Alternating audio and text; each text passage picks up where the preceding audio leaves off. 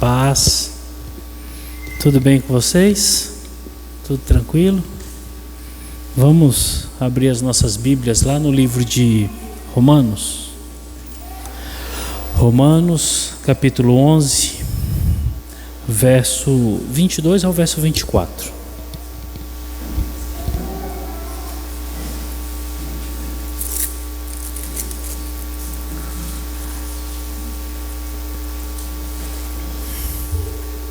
Hoje, meus irmãos, nós damos continuidade na nossa exposição aqui que nós estamos meditando no livro de Romanos, aqui no capítulo 11, e nós terminamos aqui hoje, assim nosso bom Deus nos permitindo, essa perícope em que Paulo está esclarecendo sobre a rejeição de Israel e deixando bem claro que essa rejeição não é a condição final de Israel. Ela termina aqui no verso 24. O que Paulo está tratando aqui nesses 3 versos, dos quais nós meditaremos hoje, muitos pontos, as nuances desses 3 versos são muito importantes para nós, igreja, mas tem um fato específico aqui que deve nos chamar a atenção. É a demanda da permanência. Permanecer nos caminhos do Senhor e permanecer naquilo que o Senhor nos chamou. Esse texto me faz reportar alguns anos atrás, bem para o local onde eu nasci espiritualmente, onde o Senhor Deus aprove a Ele me chamar, me fazer nascer na fé. Foi na igreja do Evangelho Quadrangular, e ali eu recebi o chamado do Senhor, fui chamado à conversão, abracei a fé em Cristo Jesus, dei os primeiros passos como crente, dei os meus primeiros passos ministerialmente, onde fui ordenado ao pastorado. Lá vi um jovem, muito interessante a condição de vida desse jovem, e era muito estranho para mim, porque para mim era tudo muito novo, era um novo na fé. E aquele jovem, ele ia para a igreja. A primeira vez que eu vi na igreja, eu já percebia que ele era íntimo das demais pessoas, dos jovens, né? Mas no primeiro momento de culto, a primeira vez que eu conheci aquele jovem, que no final do culto, ele se reconciliou com Jesus, aceitou Jesus. Eu achei estranho, porque era uma pessoa de intimidade. E eu pensava comigo, puxa vida, é uma pessoa que está na igreja, mas recebeu a Cristo agora, né, como Salvador. E esse jovem sumiu, e depois dele ter sumido, eu encontrei de novo na igreja, num culto específico, e o pregador havia feito o apelo, e ele havia ido lá de novo na frente para se reconciliar com o Senhor Jesus. E aí depois eu comecei a perceber que a rotina desse jovem era essa: ele sumia por períodos e vivia a sua vida em promiscuidade, em todo tipo de situação possível, e todas as vezes que ele voltava para a igreja, ele se reconciliava com Jesus. Aí era um choro, um quebrantamento, aquela coisa mais linda de se ver. E você, quando olhava para esse jovem, você percebia uma pessoa que não permaneceu fiel nos caminhos que o Senhor havia chamado. E a luta e a alegria dele era se reconciliar com Jesus. Encontros, retiros, em todo lugar ele se reconciliava com Jesus. Se reconciliação leva uma pessoa para o céu, aquele jovem vai para o céu tranquilamente, porque o que eu vi aquele jovem lá para frente falar que aceitava e reconciliava com Jesus não era pouco. Isso eu achava estranho, porque como recém-convertido eu acreditava que aquilo era uma normalidade, mas aquilo não é normal. Aquilo não é um propósito de Deus para a vida de um crente. Poucos anos se passaram, a minha caminhada como crente, graças a Deus, foi caminhando, eu fui amadurecendo, fui crescendo cada vez mais o Senhor. Tem um amigo da família, uma pessoa já de idade, viveu a sua vida ímpia, criou filhos, teve esposa, mas ímpio, desconhecia o Senhor, seu coração não tinha sido aberto para o Senhor.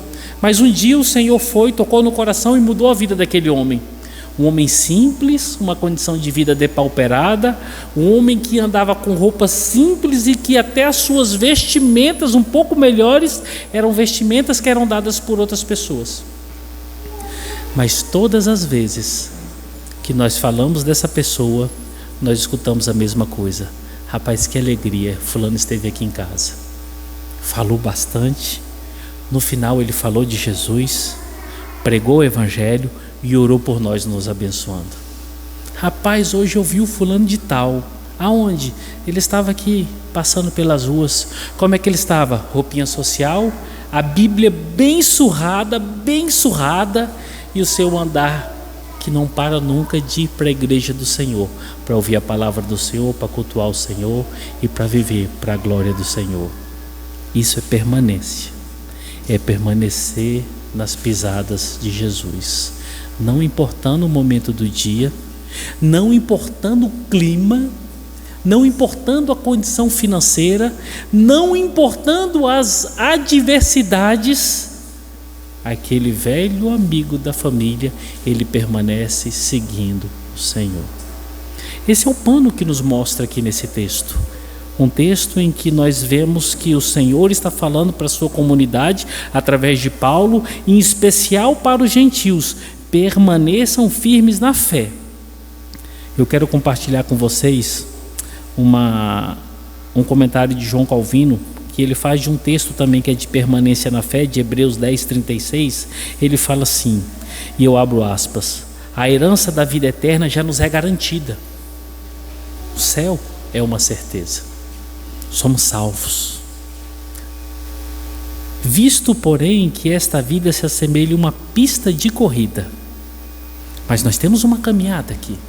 E nessa caminhada é semelhante a uma pista de corrida, que cada um de nós devemos progredir e continuar caminhando. Temos que nos esforçar para alcançar a reta final. Estamos certos da vida eterna. Mas essa vida é uma pista de corrida, que cada crente foi chamado para chegar na linha de chegada. Ir até o fim, porque aquele que permanecer até o fim, este será salvo.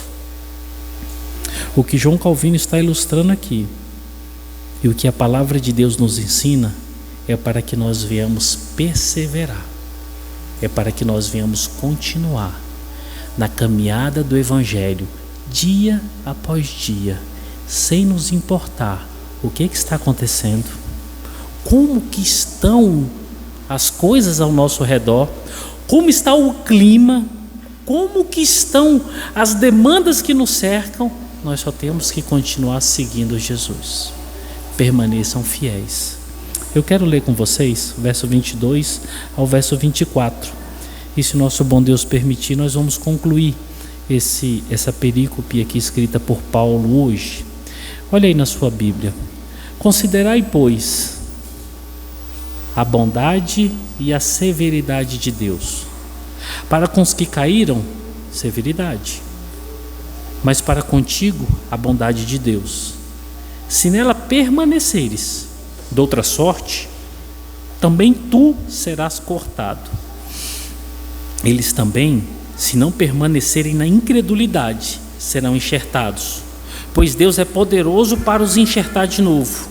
Pois se foste cortado daqui, por natureza era oliveira brava, e contra a natureza enxertado em boa oliveira, quanto mais não serão enxertados na sua própria oliveira aqueles que são ramos naturais? Essa é a palavra do Senhor. Vamos ter mais um momento de oração?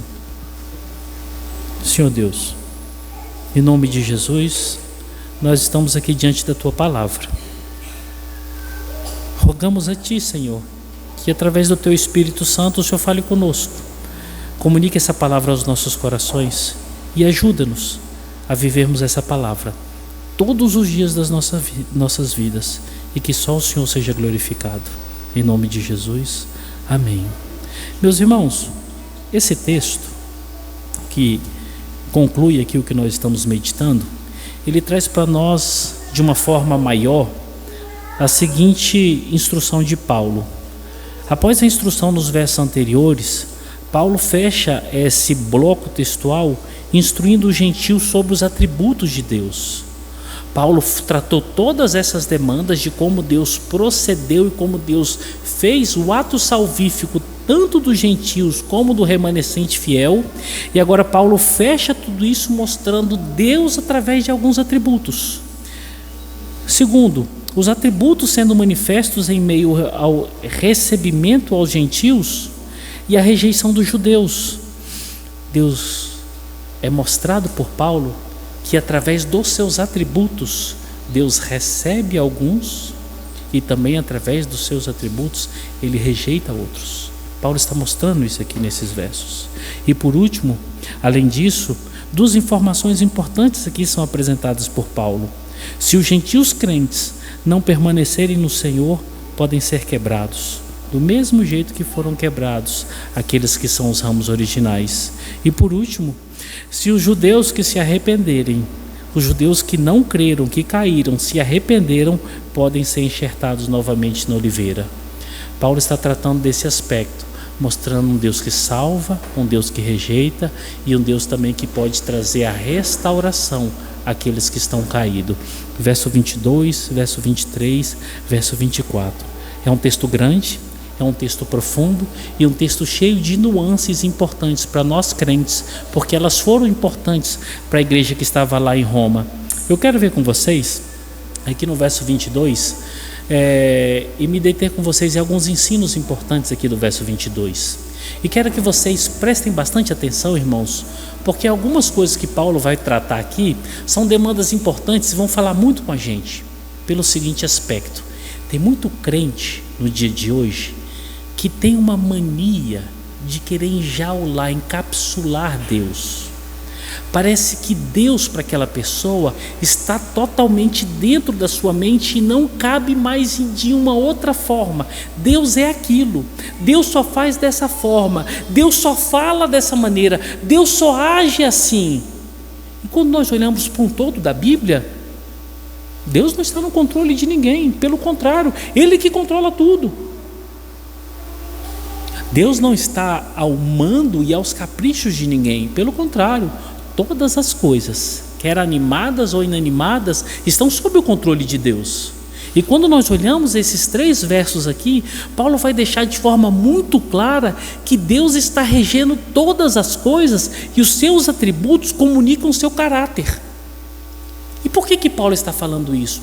Para que a sua comunidade leitora, os gentios em especial, os quais Paulo está tratando desde o verso 13, tenham ciência quem é Deus. Lembrem-se, a partir do verso 13, Paulo está falando com gentios. E um dos motivos que Paulo fala com gentios é: sejam humildes, não sejam soberbos, parem de querer vangloriar-se de si mesmos. O objetivo de Paulo é: quanto mais você conhece a Deus, menos você tem motivo de ter vanglórias pessoais. E aqui, a partir do verso 22, Paulo traz um aspecto muito importante da pessoa de Deus. Olha aí na sua Bíblia. Paulo está chamando os gentios para olharem e conhecerem 2 atributos de Deus. Bem no iniciozinho do verso 22, a Bíblia fala assim: considerai, pois, a bondade e a severidade de Deus. Paulo está falando assim: olha, para um pouquinho do que vocês estão fazendo, olha para cá agora, olhem para 2 características de Deus. Vocês, gentios, olhem para 2 características de Deus. Quais, Paulo? Bondade e severidade. Aí a gente olha e fala assim: mas um antônimo de bondade é maldade. Deus é maldoso? Não. Deus não é mau? Não. Deus é severo. Deus é rigoroso. O termo grego utilizado para essa palavra, ele traz essas 2 traduções: severidade e rigorosidade. Quando Paulo chama aqui essa comunidade para olhar, ele está fazendo assim com esses gentios: olhem para Deus no máximo do que nós podemos ver e pretendemos e temos que conhecer Deus agora, no aspecto salvífico e no aspecto da rejeição. Por quê? Temos que conhecer o que Deus quer e o que Deus está fazendo para salvar e para rejeitar.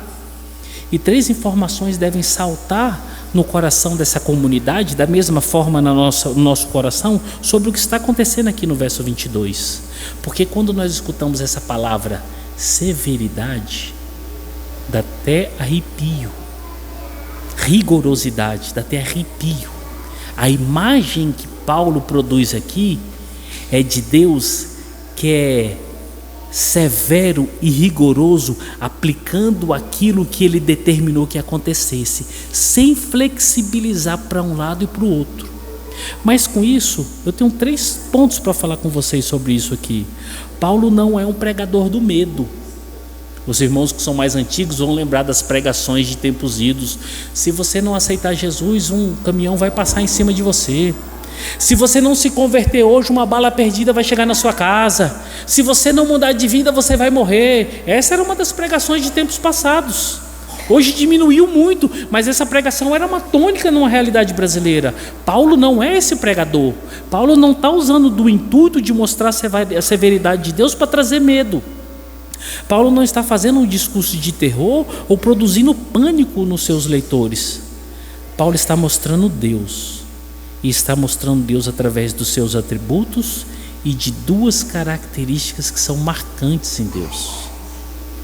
O que Paulo está fazendo aqui? Paulo está sendo claro. Quem é Deus? É muito diferente.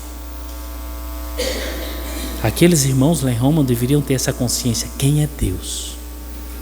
Quem é Deus e como Deus age, para que eles possam andar de forma correta nos caminhos do Senhor. Uma segunda verdade aqui no verso 22, com esse pequeno início aqui, que é considerar e pois a bondade e a severidade de Deus, um segundo ponto que deve ser observado por nós é este: Deus não se importa com o que pensam dele. Olham isso, meus irmãos. Deus não se importa com o que pensam dele e faz com que os seus autores transitem por este caminho, simplesmente mostrando fielmente quem Deus é e como ele se relaciona com seu povo. Irmãos, Deus não tem melindres. Deus não é melindroso. Se Deus se importasse, se Deus estivesse se preocupando com o que uma pessoa pensasse dele, você acredita que muitas coisas que estão escritas aqui estariam da mesma forma? Tem um texto em Atos que diz que um soberano falou e a sua voz parecia a voz de deuses, e na mesma hora o Senhor fulminou. Se Deus se importasse com o que pensam dele, o texto falaria assim: quando esse homem viu que ele parecia com Deus, por não cuidar da saúde e a condição cardiovascular, ele teve um infarto e morreu. Deus não tem nada a ver com isso.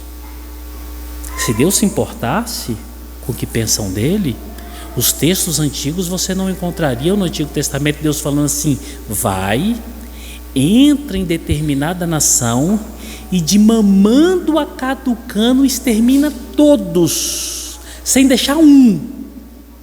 E o povo entrava e matava todos. Se Deus se importasse com o que pensam dele, ele falaria assim: eu pedi para que eles entrassem, e por descuido houve uma briga, e sem querer algumas crianças, algumas pessoas morreram, e Deus sofreu tanto com isso, mas difícil. Se Deus se preocupasse com o que pensam dele, no dilúvio ele falaria assim: coloquei todas as pessoas dentro da arca, mas estava tão ruim lá, as pessoas pularam da arca e tentaram viver dentro da água, mas morreram todo mundo. Sabe o que eu aprendo quando eu olho para o Paulo ensinando essa comunidade leitora? Paulo não se preocupa em apresentar um Deus segundo a concepção do coração daqueles irmãos que estavam em Roma, mas Paulo apresenta o Deus das Escrituras. O Deus das Escrituras não é mau, não é perverso, não é tirano, mas ele é soberano, é Senhor. E por ser Senhor e por ser soberano, ele vai ter atitudes, posicionamentos, ele vai se portar de uma forma que na maioria das vezes não agrada o nosso coração, não apetece as nossas almas. Por quê? Porque sendo Deus, ele sabe o que é melhor para a gente. E Paulo está apontando isso. A terceira verdade, Paulo deseja prevenir essa comunidade, especialmente os gentios, de terem um entendimento errado de quem é e o que ele faz ou deixa de fazer. Paulo está deixando claro para a sua comunidade leitora que Deus não faz aquilo que eles estão querendo que eles façam, que Deus não é, na maioria das vezes, aquilo que eles querem que ele seja. Por quê? Deus é incontrolável. Esses dias surgiu uma pérola que Deus é tão bom, tão cheiroso, tão bom, que basta você pensar, basta você desejar, que Deus vai realizar todos os seus sonhos, porque Deus não vai deixar você ter sonho algum que Ele não possa te dar. De forma alguma Paulo deixaria isso passar. Paulo está deixando bem claro, não, esse não é Deus. O nosso Deus é severo, é rigoroso. Por quê? Porque Ele vai ensinar através de demandas difíceis para o seu povo. Vocês já pararam para observar as pessoas que vão escutar essas pataquadas? Quando eles começam a escutar essas coisas, o sorriso vem até o canto da orelha, lágrimas surgem, a felicidade, a alegria, a esperança, mas de um Deus falso, de mentiras, de falsidades. Paulo não permite que essa comunidade passe por isso, e ele especifica Deus em 2 atributos, e 2 atributos que mostram como Deus vai agir. E nesses atributos Paulo deixa bem claro para esses gentios, tudo o que está acontecendo está no controle de Deus, e Deus é Senhor. Como Paulo ensina bondade e severidade para essa comunidade? E aqui no verso 22 ele vai falar, olha aí no verso 22, severidade para os que caíram. Quem foi que caiu? Paulo especifica de forma mais clara no verso 23, os judeus incrédulos. Por causa da incredulidade eles caíram, e essa severidade ela vem para esses homens. Como é que a bondade se manifesta? Para quem? A bondade se manifesta para vocês. Quem são vocês no verso 22? Os gentios. Então, severidade de Paulo vem para os judeus incrédulos. E a bondade que Paulo ensina da parte de Deus vem para os gentios, aqueles que não tinham nada a ver com Deus, aqueles que eram qualificados como ramos de oliveira brava, encontraram bondade de Deus. Essa é a forma. Agora, o que é interessante, irmãos, bondade e severidade, eles se manifestam de que forma? Olha só, severidade aqui, olha que dureza. O que é severidade aqui, meus irmãos? Severidade aqui de Deus é permitir que todo judeu incrédulo pereça no inferno. Severidade aqui de Deus é permitir que todo judeu incrédulo pereça no inferno. E Deus vai executar isso. Deus é severo. Severidade é fazer com que todo judeu, é permitir que todo judeu incrédulo pereça no inferno. E assim experimente a maldade de Deus, a perversidade de Deus, a tirania de Deus? Não. Cada judeu incrédulo, no decorrer da história de Abraão até o dia de hoje, por causa da sua incredulidade, que estão indo para o inferno, estão experimentando justiça de Deus. Na sua justiça, Ele é severo, Ele não é mau, Ele é rigoroso. Porque os judeus preferiram não ouvir a voz do Evangelho, os judeus preferiram a sua religião, os judeus preferiram os seus rituais, os judeus preferiram a sua tradição e a sua etnia. Então eles vão experimentar a severidade de Deus. Qual é a severidade? A perdição eterna. Paulo é claro nisso daqui. Esse discurso de Paulo não atrai adeptos. Foge com novas membresias, espanta o ouvido de qualquer pessoa, mas é a maior verdade que está nas Escrituras. Paulo não está mentindo, Paulo está esclarecendo o que Deus é e o que está acontecendo. Os judeus estão se perdendo e experimentando a severidade de Deus. E a bondade, como é que ela se manifesta aqui? A bondade aqui é fazer com que os gentios abracem a fé e vivam desfrutando de quê? Da graça de Deus. A bondade aqui é aqueles que eram chamados, qualificados como oliveira brava, abracem a fé e vivam desfrutando da graça de Deus. E aí nós percebemos no decorrer da história, quando nós olhamos para a Escritura, que desde o início da humanidade, até aqui. E isso vai acontecer até aquele último grande dia, que toda oliveira brava, que toda pessoa imerecedora do Evangelho, quando a palavra do Senhor enxerta-se no seu coração, e ele abraça a fé, e ele crê no Senhor Jesus, ele experimenta a bondade de Deus. Que bondade é essa, pastor? É aquela que conduz essa pessoa para o céu. Só Deus pode fazer isso com qualquer pessoa que seja. Esse é o Deus que Paulo está apresentando.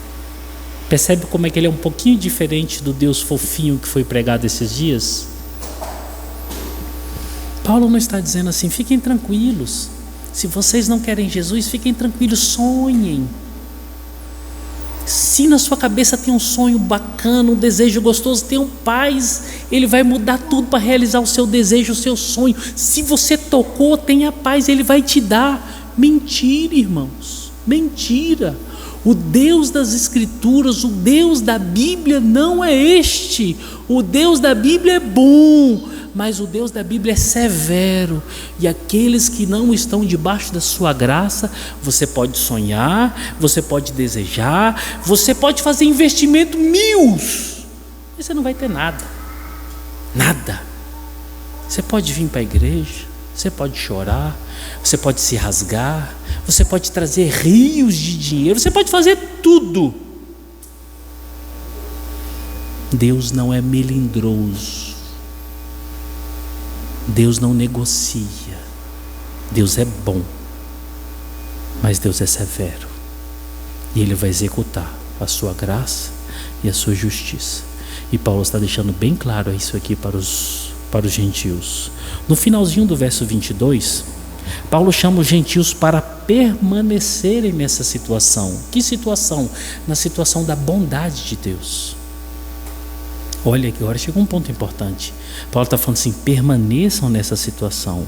E olha o que fala aí no verso 22: se nela permaneceres, de outra sorte, também tu serás arrancado. O que Paulo está falando aqui entre palavras? Vocês estão experimentando a bondade de Deus, né? Permaneçam, fiquem firmes, porque se vocês não permanecerem aí, vocês vão ser arrancados. Assim como os ramos originais foram arrancados, vocês também vão ser arrancados. Então permaneçam na bondade de Deus e sigam o caminho da paz. E aí é onde chega para nós: vamos permanecer firmes com o Senhor todos os dias das nossas vidas. Por quê? Porque do contrário, meus irmãos, nós podemos ser arrancados também e lançados fora.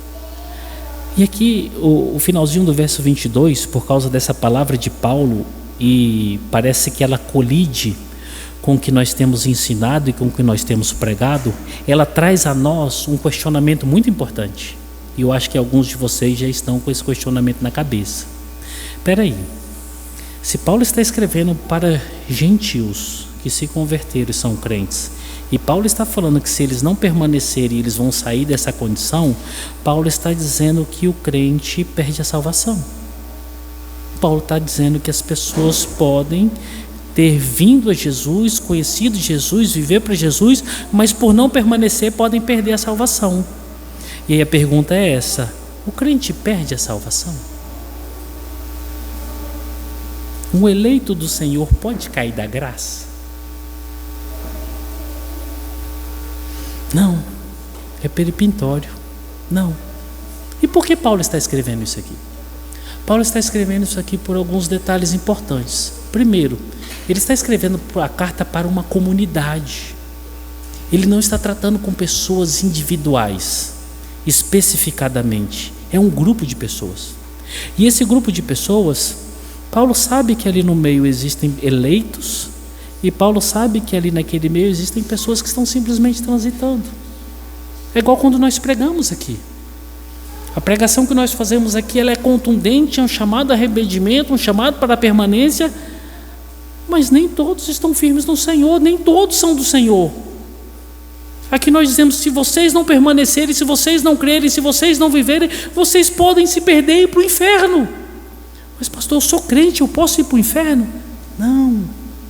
Mas eu não estou falando especificadamente, eu estou falando para um grupo de pessoas, do qual eu não conheço, irmãos. E um dos pilares da certeza salvífica é a permanência da fé. O que Paulo está instruindo ali? Se você permanecer, é certo que você é um eleito. Agora, se você não permanecer, é certo que você era mais um que transitava no meio da igreja e não era do Senhor. O eleito do Senhor, quem é o eleito do Senhor? É aquele que Deus já se relacionava com ele antes da fundação do mundo. É aquele a quem o Senhor Deus já tinha escrito no seu livro todos os seus dias, e o qual é o Senhor que vai fazer ele perseverar e até o último dia da sua vida ir para o céu. E ele vai permanecer na casa do Senhor, ele vai permanecer firme com o Senhor. Essas são as características do eleito do Senhor. Agora, o interessante é quando nós olhamos para uma carta dessa escrita por uma comunidade, nós entendemos que dentro da igreja nem todos são eleitos do Senhor, nem todos vão permanecer com o Senhor. E aí nós começamos a perceber que existe no meio da igreja pessoas que estão na igreja, mas não são da igreja. E a Bíblia fala vários exemplos disso. Vocês lembram a parábola que fala sobre o joio e sobre o trigo? Vamos mais. Vocês lembram quando Jesus fala ali no finalzinho do capítulo 7 sobre o falso profeta? Ele não está falando da membresia, ele está falando de pessoas que estão exercendo funções e pregando, curando, exorcizando em nome de Jesus e não vão para o céu. A igreja está cheia de gente assim. Mas de forma muito mais específica e clara, nós vemos em Hebreus 6 esse personagem. Pessoas que estão no meio da igreja, que experimentam todas as coisas que um eleito experimenta, mas não são da igreja. Você quer ver? Olha lá na sua Bíblia, Hebreus 6. Hebreus capítulo 6, do verso 4 ao verso 8. Olha o que diz a palavra do Senhor. É impossível, pois, que aqueles que uma vez foram iluminados e provaram o dom celestial e se tornaram participantes do Espírito Santo e provaram a boa palavra de Deus e os poderes do mundo vindouro e caírem, sim, é impossível outra vez renová-los para arrependimento, visto que, de novo, estão crucificando para si mesmos o Filho de Deus e expondo a ignominia. É impossível alguém que esteja no nosso meio viva essa condição e seja um crente. Agora observe um detalhe importante no capítulo 6. Olha quem são essas pessoas que estão no nosso meio. Olha quem são essas pessoas que estão aqui. São pessoas que foram iluminadas, provaram o dom celestial e tornaram participantes do Espírito Santo. Não para por aqui, isso é o verso 4. O verso 5: provaram a boa palavra de Deus e os poderes do mundo vindouro.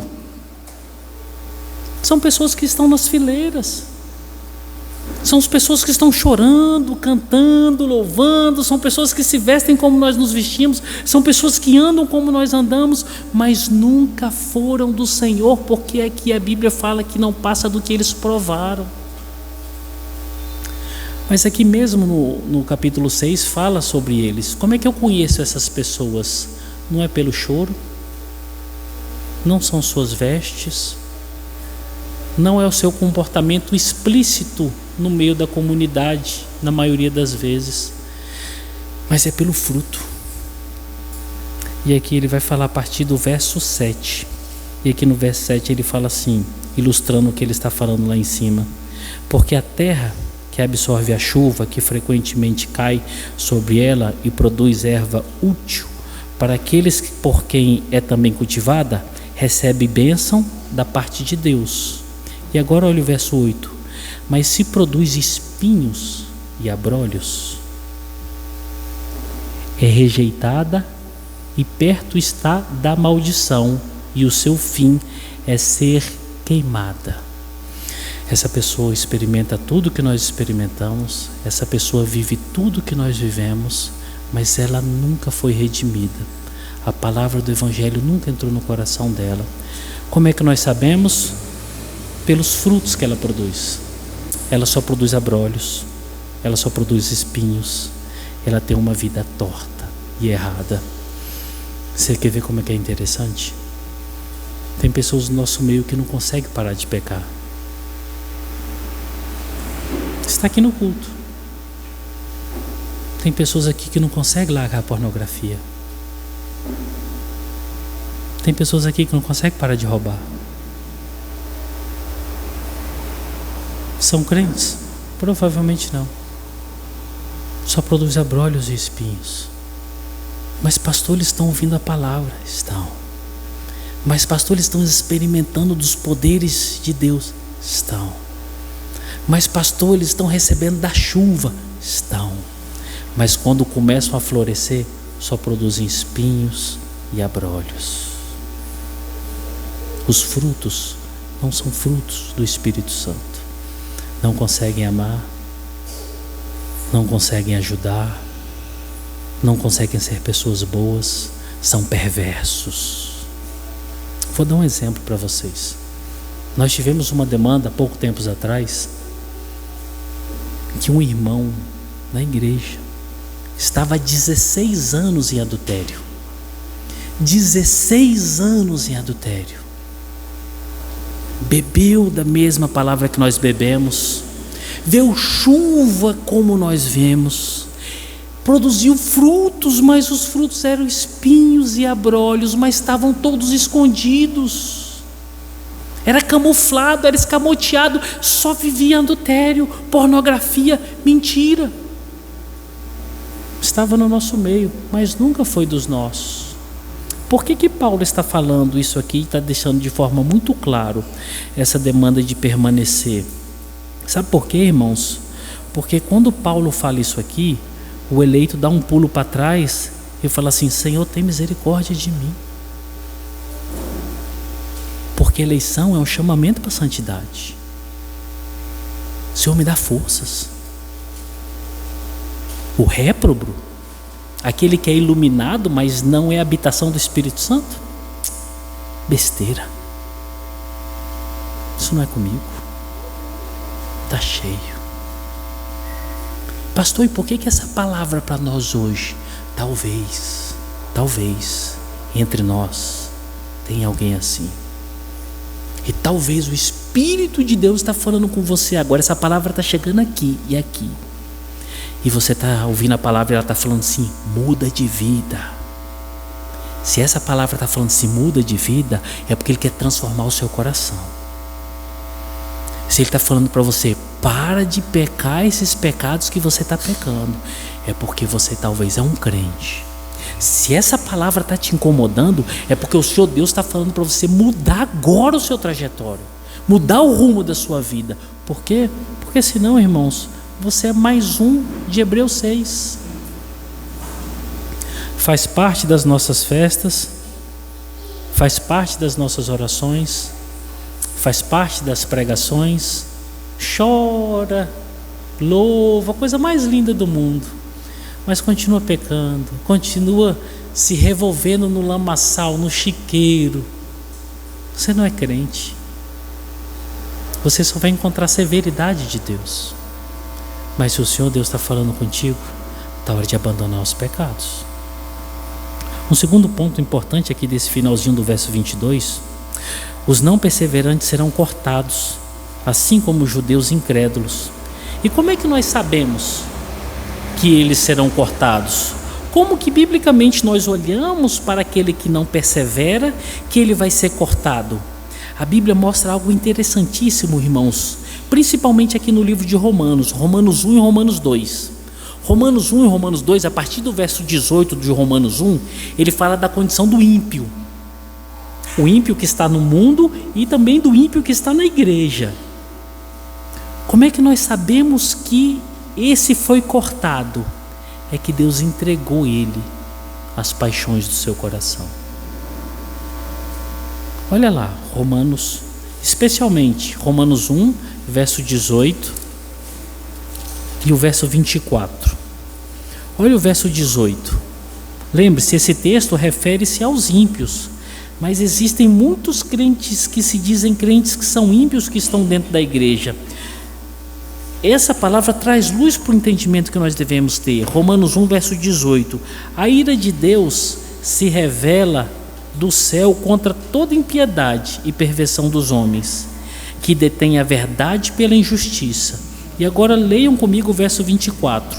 Por isso Deus entregou tais homens à imundícia, pelas concupiscências do seu próprio coração, para desonrar o seu corpo entre si. Como é que nós sabemos que aqueles que estão no nosso meio não são dos nossos e foram cortados? Quando Deus os entregou suas paixões. Essa palavra não entra mais no ouvido. Essa palavra não move mais o coração. Essa palavra não perturba mais a pessoa. Não tem nada a ver comigo. A palavra hoje não falou comigo. Como é que nós sabemos que essa pessoa está experimentando a severidade de Deus? Ela saiu da igreja. Ela está experimentando as delícias desse mundo. Está vivendo para ela com toda intensidade e amor. Está escutando as pregações mais heréticas do mundo e dizendo: Deus me ama, Deus fala comigo. Está gastando fortunas e aproveitando no deleite da vida. Essa pessoa está experimentando a severidade de Deus. Sabe por quê, irmãos? Porque Deus não compartilha da sua santidade com pessoas perversas. Quando o Senhor Deus não te incomodar mais diante dos seus pecados, tema, irmãos. Quando o Espírito Santo não te incomodar mais diante das palavras impróprias que você está falando, tema. Quando o seu comportamento, o seu modo de viver que não é compatível com a palavra, você não é mais confrontado pelo Senhor Deus, tema. Provavelmente Ele te rejeitou. Provavelmente Ele te arrancou do ramo original e está te descartando. E por que dessa palavra, Senhor? Pastor, porque talvez Deus está falando isso para você hoje para dizer assim: dá tempo, filho, volta. Dá tempo, filho, se arrependa. Dá tempo, filho, para com essas pornografias, para com essas mentiras, para com esses distratos. Volte-se arrependido, porque há graça da parte de Deus. Irmãos, eu não quero experimentar a severidade de Deus. Eu quero viver a bondade do Senhor. É por isso que Paulo fala: permaneçam. O crente de verdade, ele permanece. Ele chora, ele sofre, ele é abusado, ele é humilhado, ele passa por dificuldade, mas ele permanece. Não importa o que aconteça, ele permanece. Por quê? Porque fomos chamados para tal. A permanência é a concordância com a soberania de Deus. Vamos para o verso 23 e o verso 24.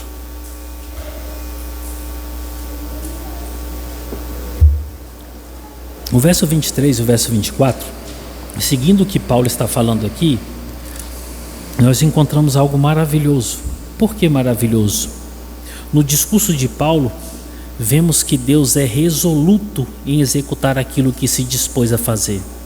Ou seja, Deus é severo, Deus é rigoroso. Mas da mesma forma, vemos em Deus a disposição de perdoar e conceder mais uma oportunidade. Da mesma forma que Paulo está mostrando um Deus severo, que vai executar até o fim aquilo que ele determinou, nós encontramos no mesmo texto Paulo mostrando um Deus que concede perdão e uma segunda oportunidade. Irmãos, Deus não é semelhante a nós, não. Você já viu como é que nós somos difíceis para perdoar aqueles que nos ofendem? Você já viu como é difícil nós concedermos uma segunda chance? E nós pensamos que Deus é da mesma forma. Deus perdoa pecadores. Deus transforma as pessoas. E Deus quer transformar a sua vida. Se arrependa. Se arrependa. Olha só, nós temos 3 pontos importantes aqui para que nós possamos ver. Verso 23 e verso 24. Diz assim, ó: eles também, se não permanecerem na incredulidade. Qual é a primeira demanda que Deus vai tratar com os judeus para o arrependimento? A fuga da incredulidade. Paulo diz que se os judeus não permanecerem incrédulos, eles vão encontrar perdão da parte de Deus. O que é isso? Se os judeus abandonarem as suas tradições, se os judeus abandonarem a sua religião, se os judeus abandonarem todos os rituais que estão sobrepostos no seu coração, colocando Deus em segundo plano e crendo em Jesus, eles vão encontrar um Deus que perdoa pecados. Sabe o que comunica dessa graça para mim? É que diante dos meus pecados e dos meus erros, basta eu abandoná-los e me apegar a Jesus. Só isso, irmãos. Só isso. É por isso que tem muita gente que não acredita no Evangelho. Só precisa disso para ser salvo. Só precisa disso para encontrar o Senhor. Só precisa disso para estar com Ele. Só isso. Só isso. Mas as pessoas querem sacrificar. As pessoas querem gastar dinheiro. As pessoas querem gastar, querem dedicar tempo. As pessoas querem voar. As pessoas querem morrer. As pessoas querem se flagelar. As pessoas querem fazer um monte de coisa para alcançar a favor de Deus. Meu Deus do céu, onde que isso está na Escritura? E até os dias de hoje vejo crentes fazendo isso. Ah, mas eu tenho que fazer assim, mas eu tenho que fazer... Não, irmão, você não tem que fazer nada disso. O judeu só precisava abandonar a sua incredulidade. Ser crente. Seja crente. Creia em Jesus. Creia em Jesus. Tem um testemunho de um ex-padre que no leito de morte, a vida dele estava terrível. Ele foi acometido de câncer. Eu tinha até um DVD, foi jogado fora, perdi. E ele fala que uma irmã entrou no quarto dele, o quarto dele era fechado, ele estava numa situação de podridão do corpo, fétido, o câncer havia tomado tudo. E de madrugada essa irmã entra no quarto dele. E quando ela entra no quarto dele, ela chega para ele e fala assim: meu irmão, eu vim te falar uma coisa. O que a senhora veio falar? Eu vim falar de Jesus. Ele dando testemunho. E ele fala assim: Jesus. Puxa vida, Jesus. Eu falei com Maria, eu falei com José, eu falei com Santo Antônio, eu falei com Santo Expedito, eu falei com todo mundo, mas eu esqueci Jesus. E aquela senhora falou assim: pois é, Jesus me mandou aqui no seu quarto e eu vou orar pelo Senhor. Ele disse que quando aquela mulher colocou as mãos sobre ele, ele sentiu que o seu corpo queimava. E ela falou: Senhor Jesus, cura esse homem. E além de curá-lo fisicamente, salva a vida dele. Esse homem teve a vida transformada. Sabe por quê, irmãos? Creia só em Jesus. Se apegue só em Jesus. Viva só para Jesus. E as demais coisas, pastor, vão acontecendo devidamente, cada uma no seu devido lugar. Mas qual é o nosso tudo? Jesus. Do que nós precisamos? Jesus.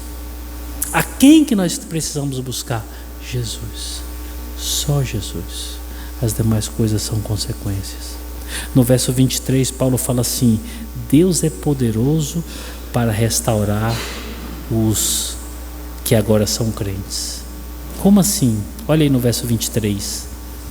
Eles também, se não permanecerem na incredulidade, eles serão o que, irmãos? Enxertados. Só bastam eles crerem.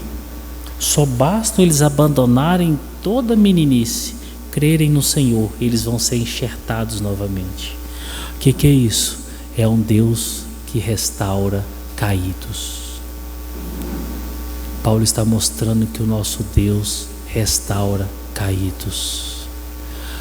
A beleza da mensagem do Evangelho, a clareza da mensagem do Evangelho, a esperança da mensagem do Evangelho, entre tantas, é essa: Deus restaura caídos. Deus transforma a vida daquele que estava distante. O nosso Deus faz isso. É só olhar para nós. Quantos caídos tem aqui? Quantos de nós estávamos vivendo os impropérios dessa vida? Quantos de nós estávamos longe? Quantos de nós estávamos conspurcando as nossas vidas com esse mundo perdido? Quantos? Quantos de nós fomos criados num lar evangélico? Quantos de nós aprendemos o beabá todo, mas preferimos seguir um caminho errado? E quantos de nós ouvimos aquela palavra gostosa que vai no fundo do coração, que nos chama para o arrependimento? Deus transforma caídos. Essa é a esperança da igreja. E é o que Paulo está ensinando aqui. Se eles crerem, se eles pararem com essa incredulidade, Deus certamente os enxertará. No verso 24, Paulo enfatiza o poder de Deus. De duas formas ele enfatiza o poder de Deus e deixa claro, porque parece que é um pouco difícil o que Deus pode fazer. Como é que Paulo, aqui no verso 24, ele mostra o poder de Deus? Olha aí o verso 24. Pois se foste cortado daqui por natureza, era oliveira brava, e contra a natureza enxertado em boa oliveira, quanto mais não serão enxertados a sua própria oliveira aqueles que são os ramos naturais. Paulo está pegando agora o exemplo da fruticultura e dizendo assim: o impossível Deus fez com vocês. Como assim, Paulo? Vocês são ramo de oliveira brava.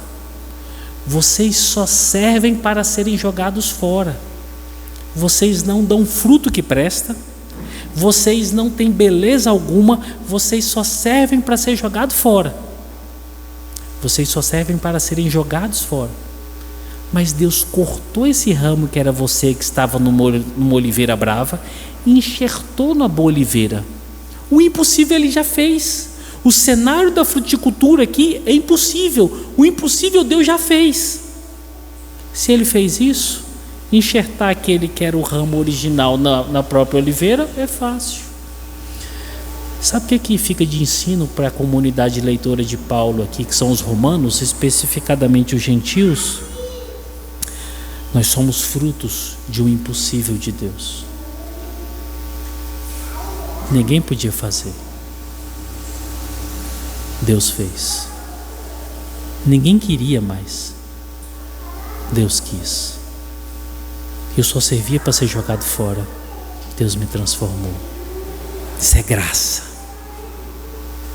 E saibam, se Ele fez isso com vocês, Ele pode enxertar novamente aquele que foi cortado. É isso que Paulo está falando, verso 22, verso 23 e verso 24.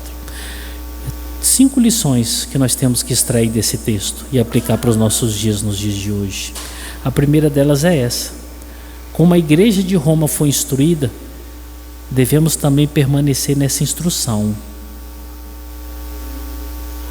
Quem é o Deus das Escrituras? Paulo está desde o verso do capítulo 1 mostrando quem é o Deus das Escrituras.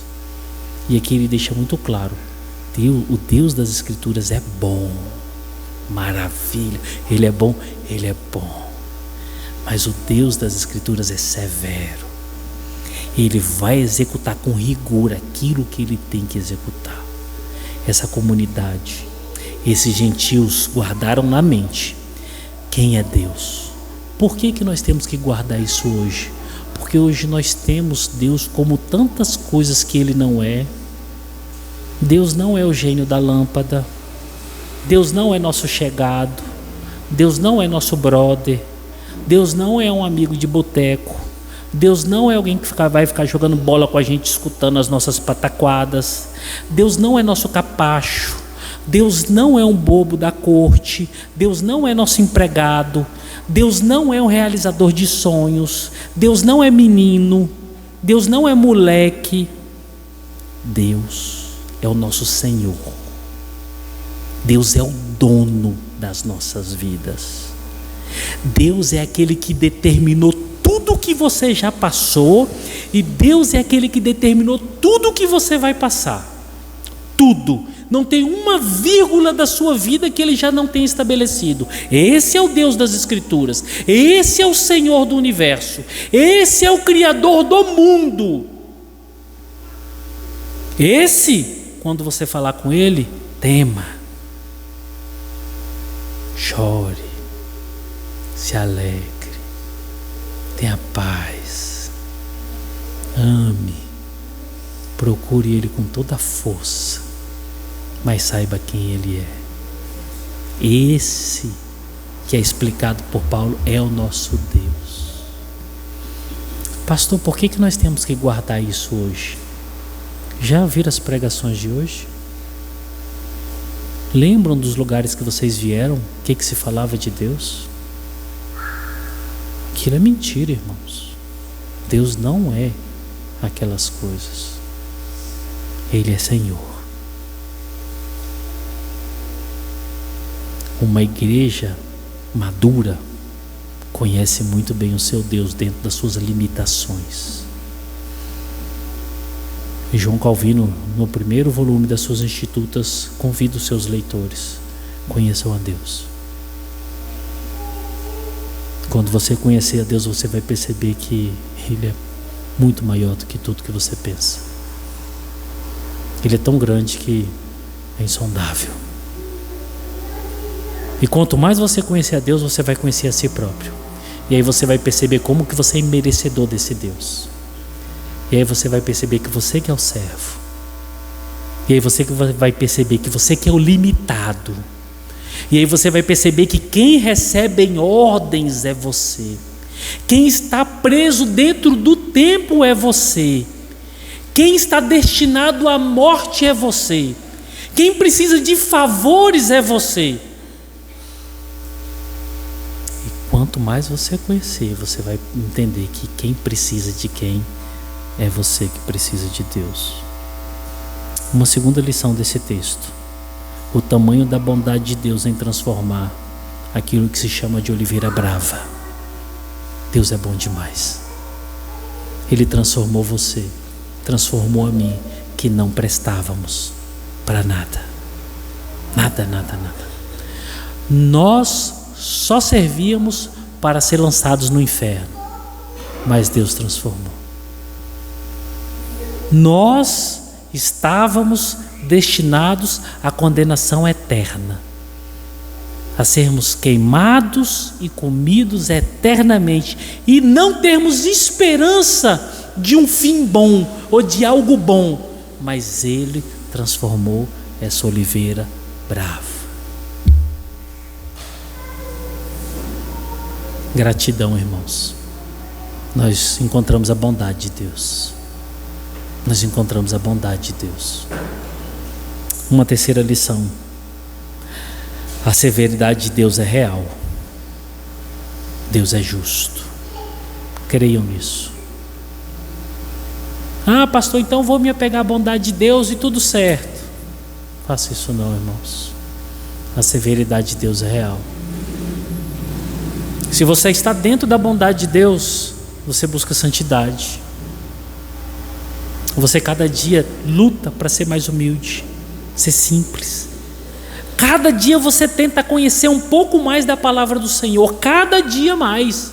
Porque você ama conhecer essa palavra, porque essa palavra produz frutos de transformação na sua vida. Você deseja todos os dias na sua vida ser diferente e ser melhor para refletir Cristo. Sabe por quê, irmãos? Se tem alguém aqui que na cabeça ainda pensa assim: não, tá tudo bom, estou na igreja. Não, irmãos, você vai para o inferno. Não se iluda não, você vai para o inferno. Você vai encontrar com Deus naquele grande dia. Ele vai falar para você assim: eu não te conheço, maldito, aparta-te de mim. Você vai ser queimado e comido a eternidade inteira. E você vai lembrar de tudo que você ouviu. Tudo que você ouviu. De todas as oportunidades que você teve. Mas não se apegou a elas. Por quê? Estou na igreja. Eu sou filho de Abraão. Eu dou o dízimo. Eu nunca roubei. Eu nunca matei. Eu não faço mal para as pessoas.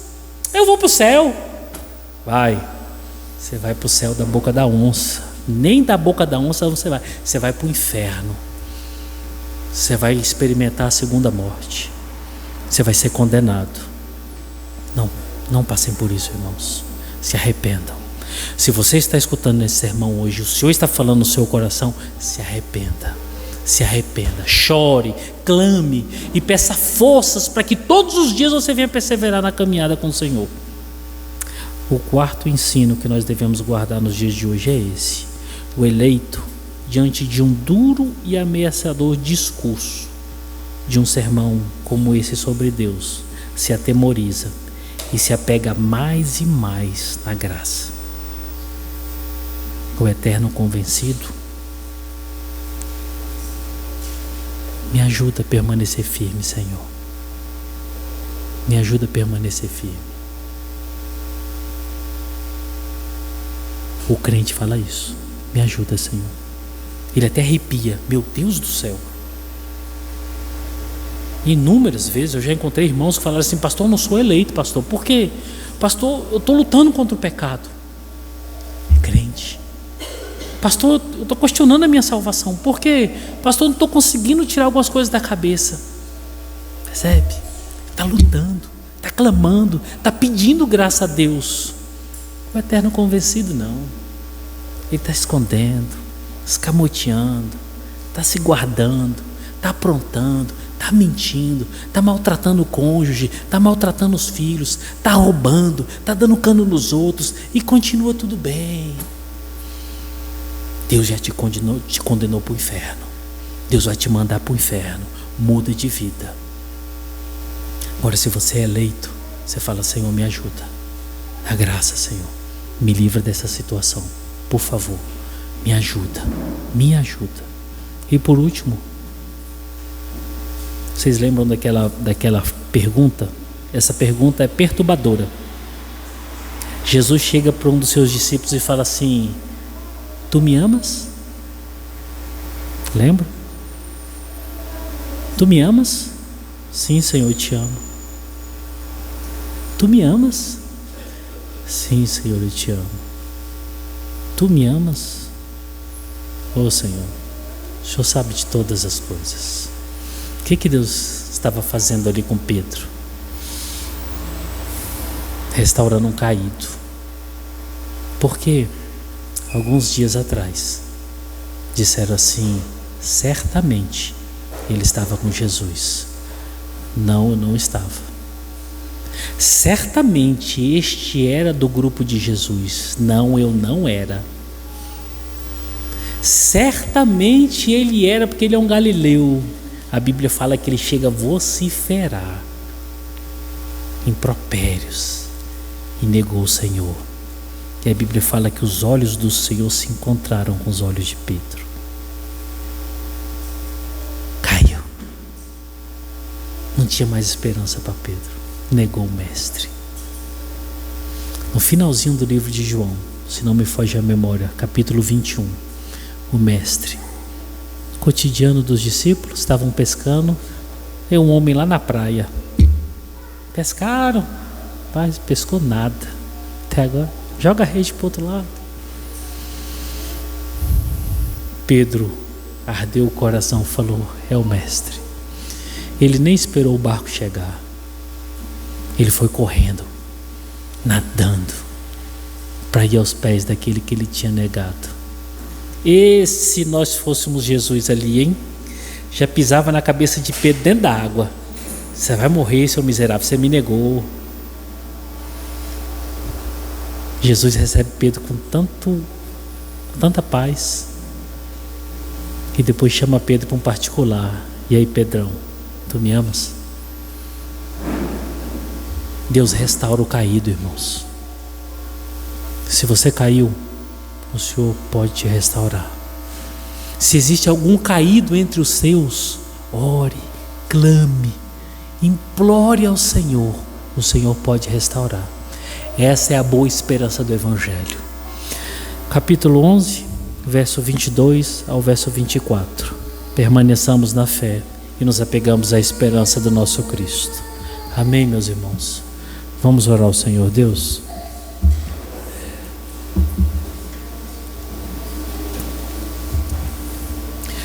Senhor Deus, em nome de Jesus, nós oramos a Ti, meu Pai, agradecidos por Tua palavra. Nós clamamos a Ti, Senhor, que essas palavras produzam frutos na nossa vida.